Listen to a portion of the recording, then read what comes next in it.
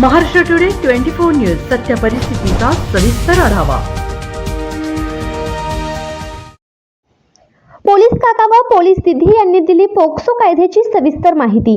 संत ज्ञानेश्वर माध्यमिक व उच्च माध्यमिक विद्यालय इंदेवाडी येथे पोलीस विभाग जालनातर्फे शालेय विद्यार्थ्यांमध्ये बाल संरक्षण कायदा याविषयी मार्गदर्शन करण्यात आले।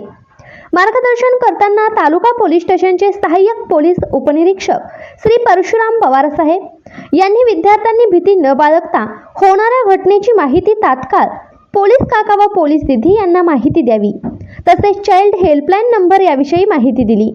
तसेच लक्ष्मी वळगे मॅडम यांनी मुलींना अत्याचार विषयी सखोल मार्गदर्शन केले।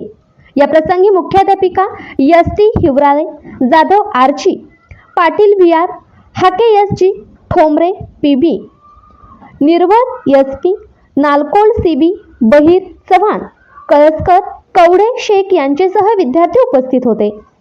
महाराष्ट्र टुडे मराठीसाठी प्रतिनिधी विलास गायकवाड, जालना।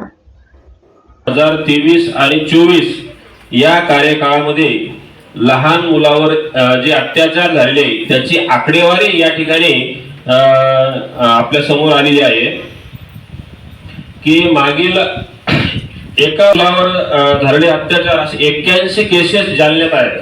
81 म्हणजे खूप मोठी संख्या आहे।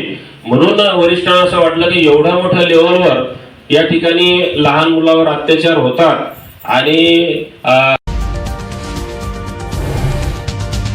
आजच महाराष्ट्र टुडे 24 न्यूजला सबस्क्राईब करा आणि सत्य परिस्थितीचा सविस्तर आढावा पहा।